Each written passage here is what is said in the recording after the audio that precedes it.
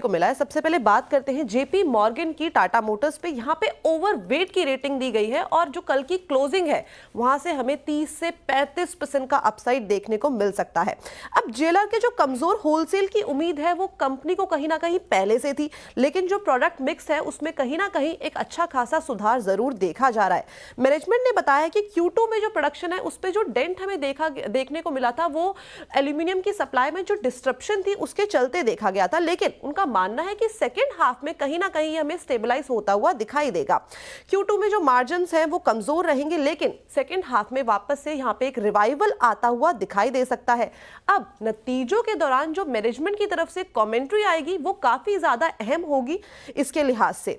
Fiscal year 25 के जो numbers हैं वहां पे थोड़ा सा डाउनसाइड रिस्क देखा जा सकता है, लेकिन फिस्कल ईयर 25 के सेकेंड क्वार्टर में वापस से एक रिवाइवल की उम्मीद है।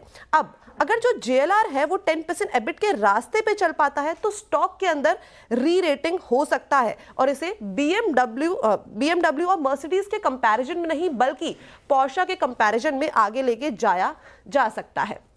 तो ये थी एक ओवरवेट की रेटिंग। अगर हम बात करें इस टाइम पे यूबीएस की टाटा मोटर्स पे तो यहाँ पे बिकवाली की राय दी गई है और जो टारगेट प्राइस है वो है 825 रुपए का।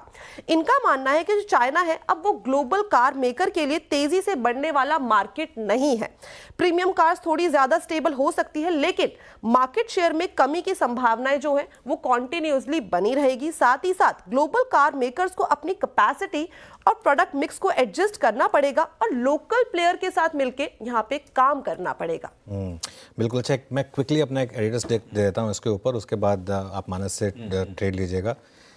टाटा मोटर्स को गैप डाउन पे मत बेचिएगा प्लीज़, क्योंकि जो मैं पढ़ रहा हूँ ना ये वीक नंबर्स मार्केट पचा चुका है। स्टॉक देखिए आप एक महीने में 12% गिर चुका है। मार्केट भी गिरा है लेकिन इसने पहले ही गिरना शुरू कर दिया था, ठीक है। तो गैप डाउन पर टाटा मोटर्स को आज मत बेचिए, आप फंस सकते हैं।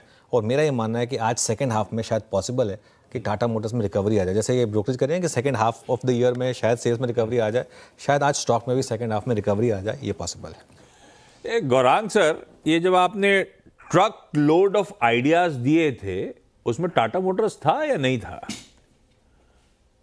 ऑटो क्षेत्र की सूचकांक में महेंद्र, टाटा मोटर्स और मारुति, और वो बिल्कुल शामिल था। और 1250 का लक्ष्यांक हम भी निर्धारित करके चल रहे हैं। देखिए जैसे अभी अनुज भाई बता रहे थे 800 के मेरे ख्याल से लक्ष्यांक कुछ 2 हफ्ते पहले किसी विदेशी गोरे ने निकाले थे। मेरा ये मानना है कि 900 के नीचे के तरफ के दायरे बहुत सीमित है टाटा मोटर में। और अगर आपके पास धैर्य है, समय सीमा की पाबंदी नहीं है और थोड़ा बहुत लंबी अवधि का नजरिया रखते हैं तो 1250 तो मेरे ख्याल से ज्यादा मुश्किल नहीं होगा टाटा मोटर्स को पहुंचने के लिए। है गोरे तो आप भी हो, ये बात अलग है, अपने हो। मानस जी, चार्ट्स पे कैसा प्लेस टाटा मोटर्स? देखिए पिछले करीब एक मंथ में 200 रुपए से ज्यादा स्टॉक करेक्ट हो चुका है।